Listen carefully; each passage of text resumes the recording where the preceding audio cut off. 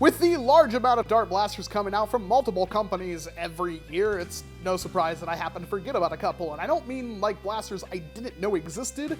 I mean, I literally bought them and forgot I even owned them because nobody really ever talks about them.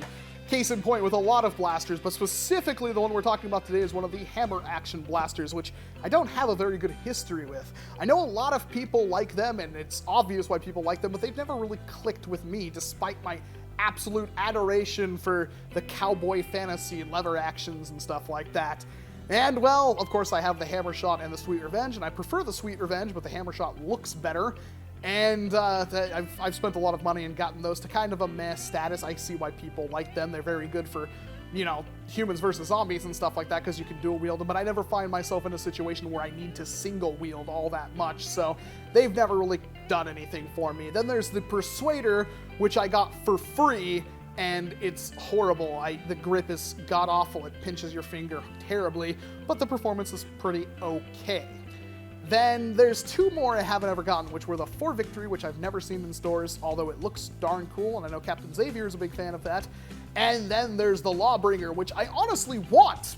I want two of them, but I never bought them because they were so freakishly expensive, and I've just never been around when they were on sale, so I never picked them up. And then there's one blaster I bought two of, and there's probably more in the Hammer line, but there's two in question that I bought that I forgot I even owned. This is the Zombiestrike Doublestrike, and this was obviously meant to follow up on the success of the Hammer Shot in a small package that's very similar to a Derringer.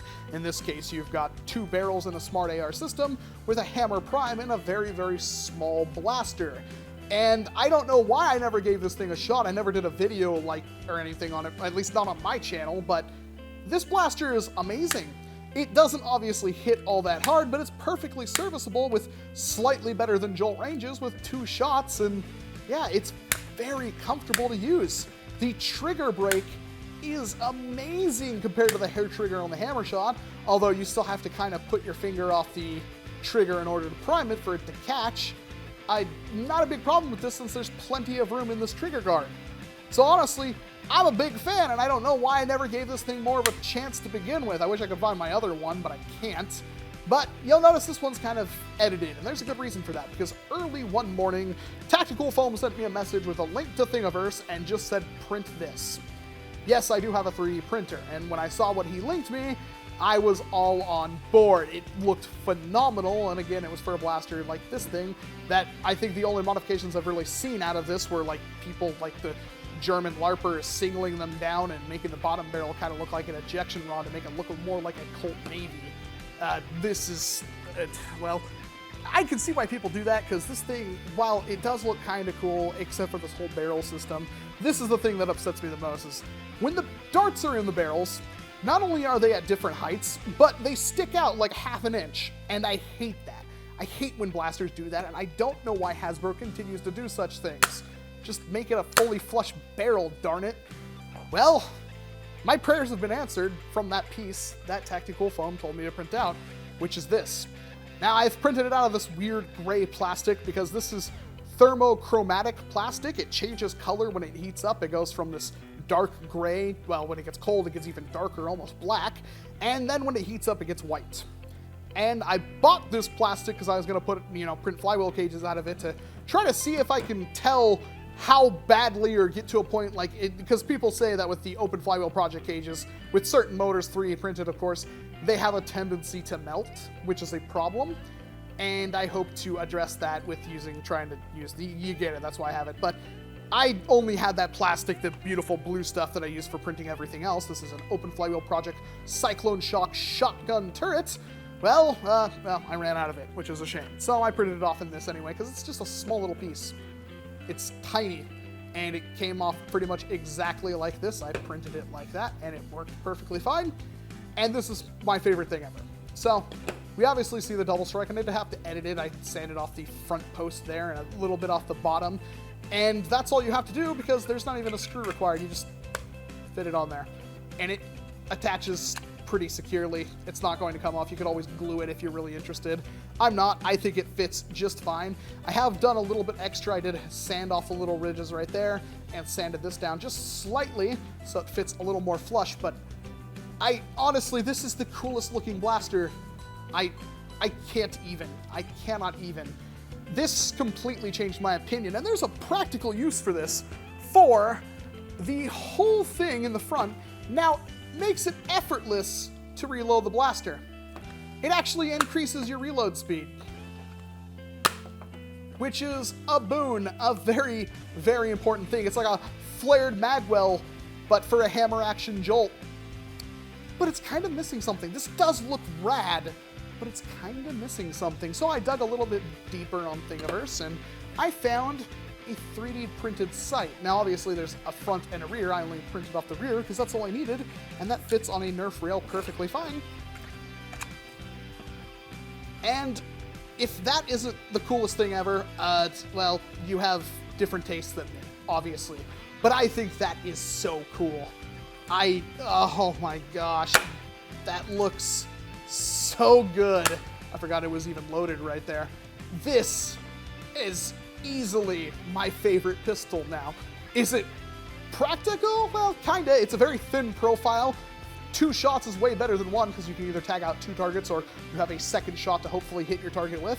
And it does have some upgrade options. Blaster parts, you know, they sell a 11 kilogram spring or something for this thing.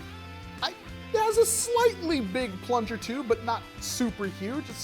I'm not quite sure how good this thing can do, but since this is a smart AR system and there's no real leaks or anything like that, I assume that I can hit some pretty good ranges, at least better than a Jolt, or so I would hope.